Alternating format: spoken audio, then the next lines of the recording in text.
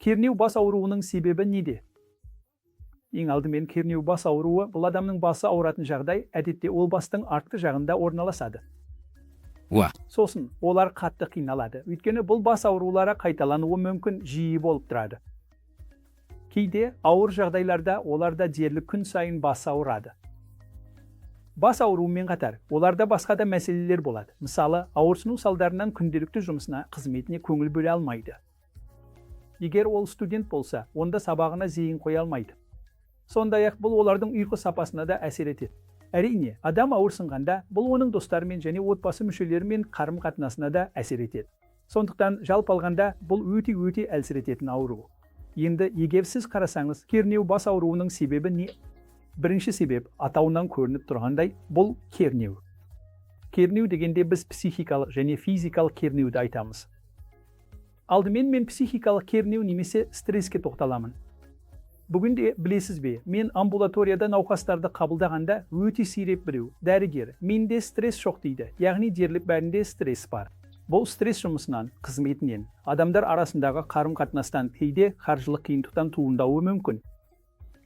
Яғни адамдарға түрлі стресстермен күресуге тура келеді. Ал егер олар шамадан тыс болса, онда бұл кернеу бас ауруына әкелуі мүмкін. Екіншісі, физикалық кернеу. Қазіргі кезде жұмыс уақыты ұзақ, әрі көбіне жұмыс отырықшы. Сондықтан адамдар ноутбук, планшет, телефонға ұзақ қарауға мәжбүр. Бұл шүйде мен мойын бұлшықеттеріне көп стресс пен кернеу түсіреді. Ал бұл себептердің бірі. Үшіншісі, ұйқының жетіспеушілігі. Көріп тұрсыз, ұйқы аурулардың алдын алатын ең күшті дәрілердің бірі.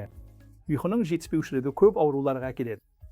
Қазіргі кезде көп адамдар, білесіздер, ұйқыдан тарығып жүр. Мысалы, қалыпты ұйқы ұзақтығы 7-9 сағат. Бірақ біз адамдардың 4-5 сағат қана ұйықтайтынын көреміз. Ал ұйқының жетіспеушілігі де кернеу бас ауруын қоздыруы мүмкін. Сосын тағы бір нәрсе, артық жұмыс істеу. Өйткені біз білеміз, кейбір танымал ірі ұйымдардың CEO-лары аптасына 70 сағат жұмыс істеуді дәріптеп жүр. Бұл компаниялар үшін жақсы болуы мүмкін, бірақ жеке адам үшін артық жұмыс істеу мүлде пайдалы емес. Ал артық жұмыс істеу, яғни күніне 13-14 сағаттап, күн сайын жұмыс істеу бұл шофеттерге қосымша салмақ түсіреді. Соның салдарынан кернеу бас ауруы пайда болуы мүмкін. Соңында физикалық белсенділіктің рөлі туралы айта кетейік. Аптасына шамамен 300 минут орташа деңгейдегі физикалық белсенділік қажет және ұсынылады. Бірақ көптеген адамдар, яғни шамамен 60-70 адам бұл талапқа сай келмейді. Сондықтан физикалық белсенділіктің жетіспеушілігі, мейлі ол жүру сияқты аэробтық жаттығу болсын, мейлі созылу мен бұлшық етті күшейту жаттығулары болсын, маңызды. Егер адамдар жеткілікті түрде айналыспаса, бұл да кернеу бас ауруының қаупін арттыруы мүмкін. Қысқаша айтқанда, егер біз кернеу бас ауруының алдын алғымыз келсе, бірінші кезекте стрессті басқару керек, оны азайтуға тырысыңыз. Жұмыс жүктемеңізді реттеңіз, яғни күніне 8-9 сағаттан аспайтын жұмыс уақыты болсын, сонымен қатар жиі үзіліс жасап отырыңыз.